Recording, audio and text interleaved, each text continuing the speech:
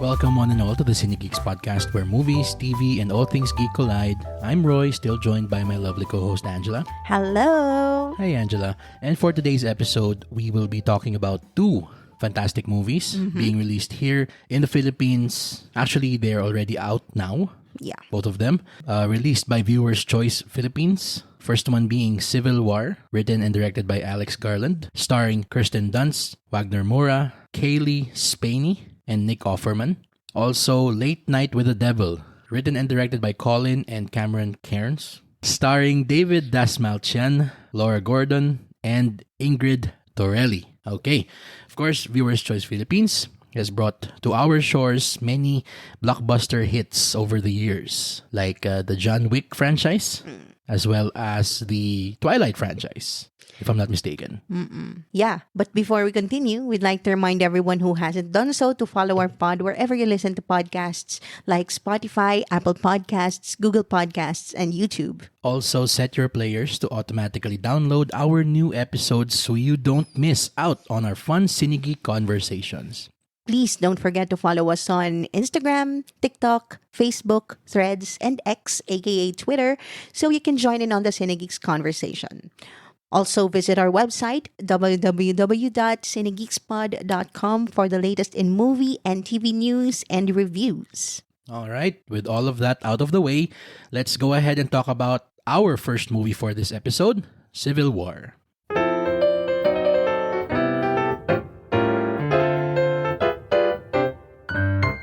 Civil War is a journey across a dystopian future America following a team of military-embedded journalists as they race against time to reach Washington, D.C.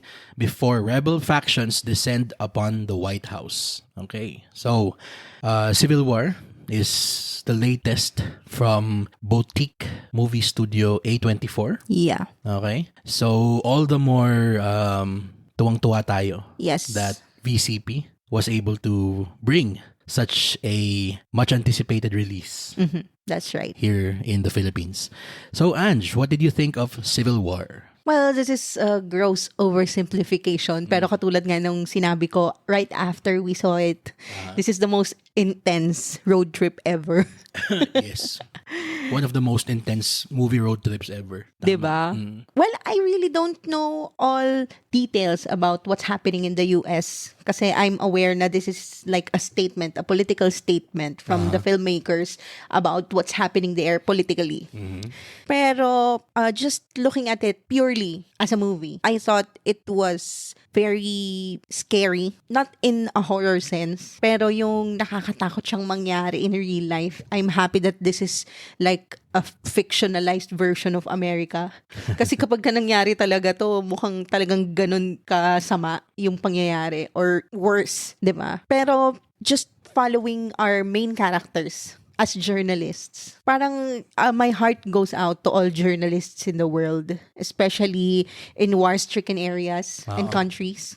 Kasi grabe rin yung trabaho nila to show the world what's happening in their country. Alam mo yon, they can't pick a side kasi they have to be impartial Yes. about the facts. Yes. Hindi sila pwedeng mag-make ng statement, magkaroon ng emotion about it. Kasi they're there to record history. And yun yung conflict. I once dreamed of being a journalist, specifically a war correspondent. I was inspired, katulad, siguro ikaw din, by photos of Jessica Soho na nandun sa war noon, di ba? Na sobrang talagang mainstream yun nung panahon na lumalaki tayo. And yun nga, as an investigative journalist, parang you have to really see dark things. And alam mo yon, how do you decompress from that? How does it not scar you for life? Yes. Especially kung country mo na yung story mo. And ang hirap maging impartial kasi you're part of it. How can you take yourself away from the story when this is also your identity? Parang ito rin yung home mo. It's happening in your backyard. Ganon. True. How about you? What did you think of it? Ako medyo traumatized pa rin ako hanggang ngayon eh. Well, ako naman, siguro hindi naman sa parang obsessively following what's happening in the United States. Pero hindi naman natin din maikakaila na dominated ng Western media itong landscape natin dito sa Pilipinas. And so, I've taken siguro a bit of a personal interest in following what's happening to them. And makikita mo yung partial na truth doon sa sinasabi nila na again, we don't want to be political here in this podcast, just stating the facts na, some people are saying that if a certain individual returns to the White House, na something a lot like this would happen. And even though yung parang access point ko to, knowing what's happening over there is primarily through comedians, late night hosts like Stephen Colbert or John Oliver, mga ganon. Ramdam mo dun sa kanila yung barely kept or barely hidden na rage and fear of them parang not wanting to imagine what's gonna happen if this person comes back to power. And Civil War is one such picture of that, yung manifestation of that fear. Now, most of the marketing or the buzz around this has centered around that facet of the film. And rightfully so. Hence the title Civil War. Pero it's very, very refreshing to see na nung pinapanood natin siya, hindi siya yung nakatutok lang dun sa conflict mismo, but rather it's used as a tapestry, a backdrop against the bigger story, which is the heroism of journalists everywhere. True. Na they sacrifice their lives, they sacrifice their sanity, they sacrifice even their morality to deliver the facts to the people. And there's a line in this film na sobrang tumatak sa akin. And I forgot it na already exactly, pero just paraphrasing, something to the effect of parang we do not comment on what we see. We just bring it out there and let the people feel about it for themselves. So parang as journalists, ang trabaho dapat is to not report things with color. Just report everything black and white and let the public consuming the facts as reported, sila yung makakaramdam. Sila yung magsasalita. They will let their feelings be known about whatever the journalists have reported in black and white. And makikita mo dito yung toll that it takes on them, lalo na yung sa character ni Kirsten Dunst, yung si Lee Smith, a photojournalist, war photojournalist. Yan. And may sinabi ka kanina na parang kung ikaw ba, journalist ka, how does it affect you if you come from parang reporting something na impartial so close to home. Yun, na bigla kang nailagay sa isang event na so close to home after reporting for so long from a place of impartiality. Parang medyo pinipaint pa nga yung impartiality na yun as a luxury for these individuals. Like may isang flashback dito na pinakitang nagre-report siya dun sa mga conflict in Africa na nagpipicture lang siya. And we've seen many photojournalists like that over the years, yung mga National Geographic, etc., ganun, na parang what if that horror that they report on na umaabot na to the point na may such banality na parang pinipicture na lang nila, wala na lang sa kanila. Paano kung biglang napunta sa bahay nila, sa bahay mo, in your own backyard, that you see that horror, and doon natin nasusundan yung road trip from hell. Itong Civil War na they see these unthinkable horrors na they only thought were parang at an arm's length. And it's just a job for them. Oo. Until nangyayari na sa bahay nila and sa friends and family nila. Yan, true. Yan, that changes everything. As far as the technical stuff goes, this is the best A24 film. Best looking, best sounding, most exciting A24 film since Talk to Me. Yes. I mean, parang nung pinapanood nga natin ito, para sa akin, nakakain ng A24. Bigla silang gumawa ng exciting na scene. Di ba? Lagi silang muted and Laging esoteric, laging sobrang indie. Sobrang indie. Hanapin niyo yung meaning, ha? Puro ganun. Ito, talagang in your face. Boom. Literal. It's exploding in your face talaga. Literally explodes in your face. Yung sidebar, shout out lang sa SM Cinema for improving at least siguro one cinema that we know of, Cinema 2. Kasi where all the premieres happen. Yes. Kasi we saw this last April 3 during its special advance screening, and we were quite surprised na SM actually made upgrades dun sa kanilang sound system and as well as their projection system for Cinema 2. Luminaw, no? Oo. So, parang, ang inisip ko nga na pinapanood natin ito, shucks, wait, nasa Hong Kong ba tayo? Ano ba ito? Parang Emperor, do? Emperor ba? MCLK11 ba to? Parang kasi ang ganda, ang linaw nung screen, tas ang crisp nung sound. Yes. As in talagang pag merong sumabog, boom, talaga. Feeling ko nga parang parang Dolby Atmos na yung sound, no? Napaka parang Atmos na hindi Atmos. Basta ang ganda talaga, and it brought justice to the sound design and the score of Civil War, kasi talagang grabe, yumayanig yung buong cinema. Tsaka talagang immersive siya. Feeling mo nandun ka sa loob. That is true. And speaking of technical stuff about the film, immediately after, ang nasa isip ko was, kakatapos lang nung Oscars 2023 cycle. So it's not too early to start prognosticating about next year's Oscars. I think na magiging contender to for a bunch of technical awards. Yes, I agree.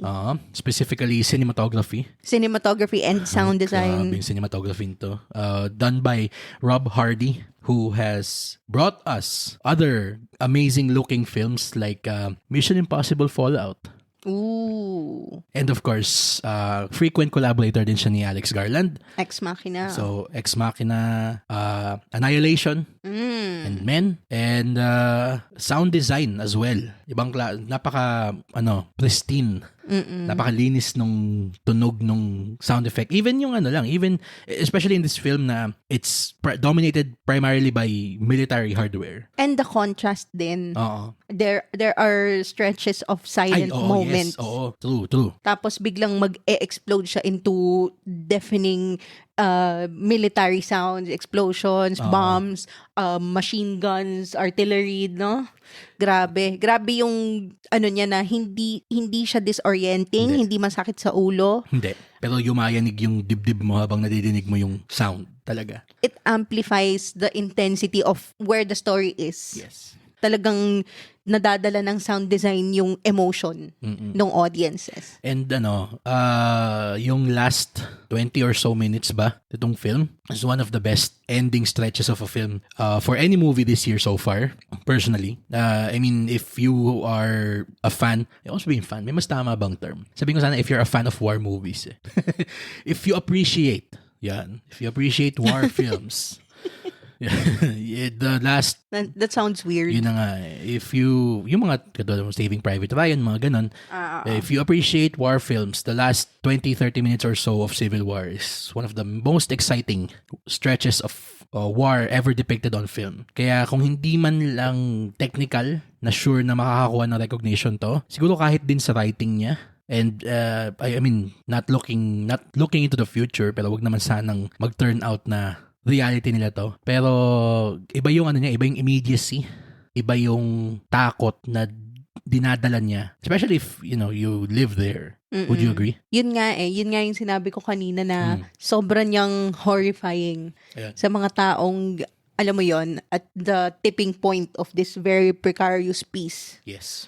Na at any point, pwedeng bigla na lang mag-topple down and all hell breaks Will loose. break loose. Yeah. So, I mean, I don't think there's anything else we have left to say. Yeah. Talaga. Top-notch writing and directing. Technical stuff, second to none. Walang masabi. Grabe. And for Civil War, we are giving this an A+.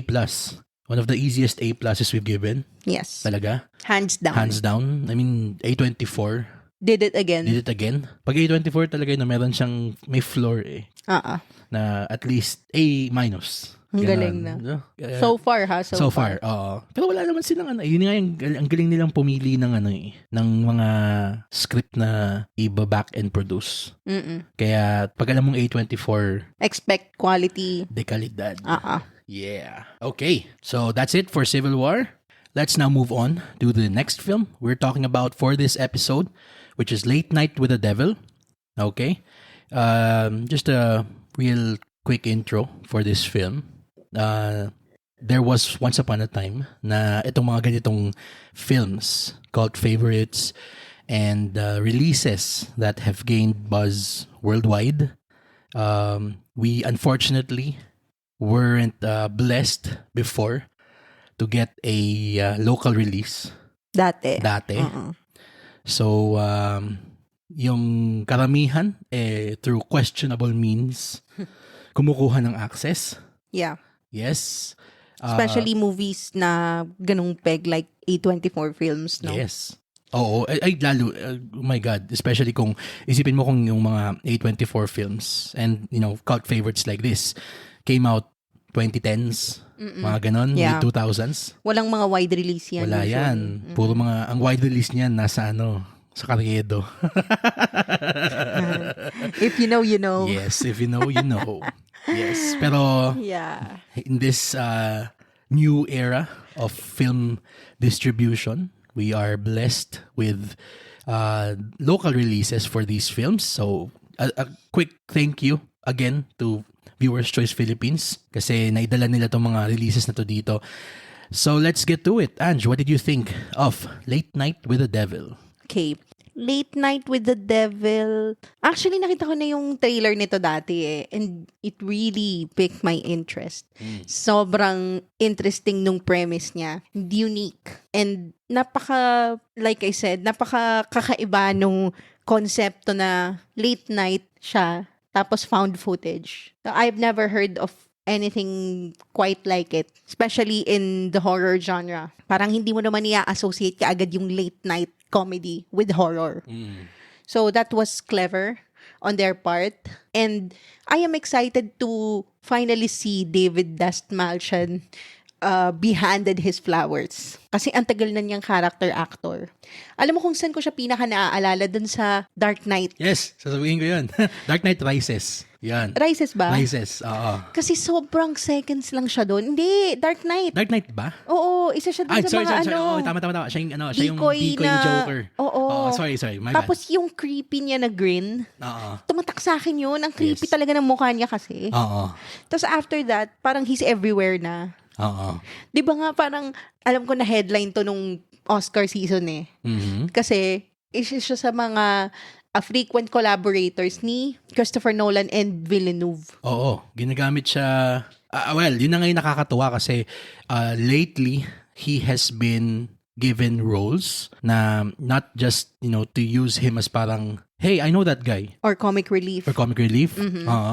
Yung sa Blade Runner 2049, he was there. Of course, in Oppenheimer, he was also there. Si Borden. Tapos sa Dune. Dune, yes. Siya yung parang unang... Sa Harkonnen. Yung unang mayordomo ni Baron Harkonnen Part 1. Oo. Diba? At saka, of course, we can't forget na he is also a collaborator or a good friend of James Gunn. Oo. Yun. So, he has been... Polka Dot Man. Oh my God, yes. Diba? yung dun nga lang sa The Suicide Squad, not to be confused with that other Suicide Squad. Okay. So dun sa The Suicide Squad, dun siya unang nabigyan ng chance to really show everybody what he's got. And in my opinion, siya yung nag-steal nung movie na yun. I mean, napaka-memorable ni Polka Dot Man. Diba? Except for, of course, the giant starfish. Pero, yeah, I mean, we're happy for David na he is finally getting lead roles. Anything else na nagustuhan mo about this? He was so awesome in this movie. Ang galing niya talaga dito. He carried it talaga. And I never realized how charismatic he can actually be. Kasi laging weirdo yung roles niya. It's so refreshing to see him as a straight man. Not the gender straight man, yes, pero yung as a straight man character In the na midst of insanity. hindi siya yung pinanggagalingan ng punchlines. Yes. Or hindi siya physical comedy. Or parang creepy, weirdo dude na parang, parang wild card dun Yes. sa cast. He is the actual lead. And he actually has leading man charisma. True. Ang galing niya, napaka-believable niya as a late night host. And not just any late night host. Ang pagkaka-portray sa kanya dito is he is going toe-to-toe with the legendary Johnny Carson. I can actually see that. Diba? I mean, parang talagang he put a lot of work in his research. Yung gestures nung 70s talk show, yung the way they speak, yung kanilang cadence and the intonation iba Yes. noong 70s. And kuhang-kuha niya kasi you can see yung may konting anachronistic elements yung movie. Pero in terms of his hosting, talagang kuha niya yung old school style of hosting. Hindi yung katulad ng mga Kimmel or Seth Meyers ngayon eh. Yes. Ibang-iba. Iba. Mas more parang Carson. Yan. Yung parang hindi man sa old friend. Siguro ang closest that I can think of that emulates the old style is si Colbert. Yung ganon. Na mas more genial. Wala masyadong nung edge na parang hinahanap ng audiences ngayon. Pag late night, pag sabi late night, diba, they just make fun of everything. Nung 70s, 80s, pag late night, ang connotation nun is parang, this is what you watch when you're about to turn in.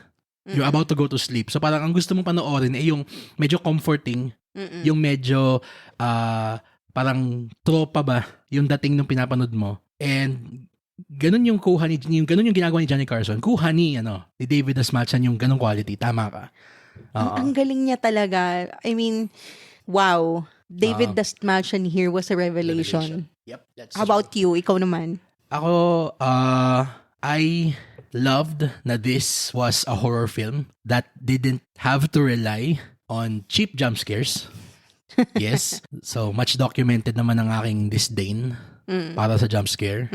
Pero, not for horror movies. It's one of the genre na talagang I am very, what do you call this? Very intrigued by. Kasi sobrang niyang flexible na canvas yung horror genre. And it doesn't have to be straightforward na horror. You can mix it with any other subgenre to make it very, very interesting. Katulad dito, sinabi mo na, it's found footage. Of course, so, dyan, horror na agad yan. Pero to use the backdrop of a late night talk show, na found footage, tas horror film, di ba, parang sobrang, dito ka lang sa horror movies makakakita ng ganun eh. Parang Mad Libs eh. Oo, parang ganun. Pero gumagaan na siya. Hindi siya yung parang, example, adventure film. Tapos, tatry mong lagyan ng ibang genre. Medyo hit or miss siya eh. True. Yan. Pero ito, as long as one, maganda yung writing, and two, we've talked about this in the past with other films na the logic of the world of the movie is airtight. Or at least somewhat close to it. Everything you need to know is in the movie. It will work. Yes. And of course, mas ma-elevate siya kung maganda yung acting. Agreed. And itong Late Night with the Devil is the perfect parang confluence of a great concept, a great writing, and great acting. Talaga. Yung trifecta nun. Oo. Nabingo niya yung tatlong yun. And the writing and the directing by Cameron and Colin Cairns. Shucks, naalala ko na naman yung paano mag-pronounce ng mga Australian na pangalan. Cairns. Nare-remind ako nito nung parang siyang Talk to Me. Di ba Australian production din yun? Di ba? Ang kung Australian sila. Kasi alam kong Cairns City siya in Australia. So let's see if Australian nga sila. Just like the awesome duo of Danny and Michael Philippou.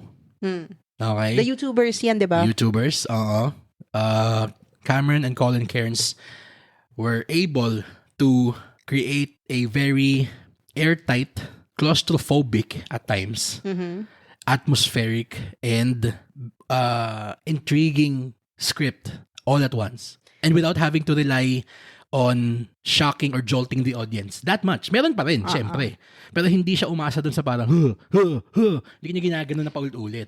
Okay, pero ang stark difference lang nito tsaka sa Talk to Me was it's like a bottle episode na isa lang yung setting niya. Hindi siya umaalis dun sa studio.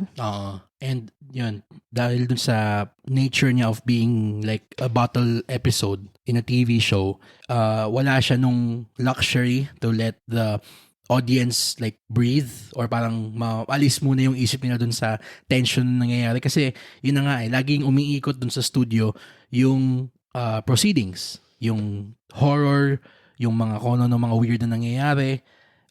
We don't want to get into spoilers, pero nakakatuwa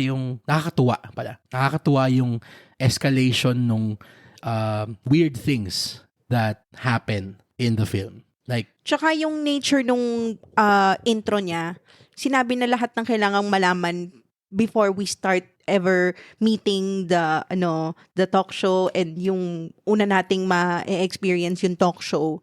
Kumbaga meron siyang proper intro on ano ba yung mga circumstances, why they're doing this. So, meron kasing parang thing na tinatry si David Dastmalchian's character, Jack Delroy, para dun sa show niya. Kaya merong parang theme yung episode na to, which makes it a special episode. Parang hindi ito yung normally tema ng kanyang show talaga. And appreciated yung intro niya. Kasi if Zero will say na if the movie just started right away doon sa show agad or parang text lang yung pagkakabigay ng background nung kung bakit ito yung quote-unquote special episode nung talk show niya yung pinapanood natin, hindi siya magiging kasing satisfying yung ending niya. Or rather, magiging parang full of question marks. It leave you with more things to talk about afterwards. Pero ang ganda na nai-set up na niya yung background ba kung bakit ganito yung nangyayari dun sa scene. Tsaka ito talaga yung proper way ng paggamit ng exposition. Mm-hmm. Yun yung intro na yun na pati yung background ni Delroy, yung kanyang backstory was already told there. Kumbaga, kilala mo na sila and alam mo na yung motivations nila kung bakit nila to ginagawa. Parang ganon. Mm-hmm. Couldn't think of anything else to add to that. Any final thoughts for Late Night with the Devil? I think the best thing or the best way to watch it is to not know anything beforehand. Yes. Mas maganda kung hindi mo na kayo magbabasa ng mga articles or ng mga reviews ng movie. Although sobrang daming positive reviews nito sa internet. I think ngayon, at the time of recording, nasa 97% na yung Rotten Tomatoes niya. Pero nanggaling siya sa 100% for a few weeks. Yes. So, ayun, just go into the theaters without knowing anything and you'll have the best surprises. Yon, para hindi ma-preempt yung mga twists niya. Mas magandang ganon. And yes, to confirm, the film is still at 97% on Rotten Tomatoes. So, talagang everyone is talking about this film. Everyone is raving about this film. We implore you to watch this absolutely magnificent gem of a film. May ganun lagi si Viewers Choice Philippines they bring in these siguro movies that are destined for cult favorite status. Like the first John Wick, almost 10 years ago. Wala siya masyadong fanfare na dumating dito. And yet, grabe yung indelible mark na iniwan niya in cinema history. And I am also hoping na this one, Late Night with the Devil, will not just siguro reignite interest for many more horror films just like this in terms of yung gagawa or yung naghahanap, yung audiences around the world want to watch this. Pero also, hopefully na mabigyan nga din ng more leading roles itong si David Dastmalchian. Kasi like what you said earlier, ibang klase yung charisma niya as a leading man. He has paid his dues for so long as the supporting character na tipong parang DiCaprio meme ka lagi. Pag nakita mo siya sa screen, siya yun na. Yeah, I know him, parang ganun. Okay, so, All right, so for Late Night with the Devil, we are also going to be giving this film an A+. Yes. All right, so two absolutely fantastic can't miss films coming out this week from VCP. Two more movies to add to our A+ list of 2024. Grabe, dumadami na siya. Quite a very interesting first few months for film, Yeah. both local and foreign. So, all right, that's it for Late Night with the Devil. If you've seen any or both of the movies, please share with us what you thought about it. Comment it on our social media accounts or down below on our Spotify episode page. Don't forget to set your players to automatically download our new episodes so you don't miss out on our fun Cine Geek conversations. And while you're at it, please give us a 5-star rating on Spotify and Apple Podcasts if you had fun or if you learned something new during this episode. For my co-host Troy, this has been Angela. Thank you for listening to the Cine Geeks podcast, where movies, TV, and all things geek collide.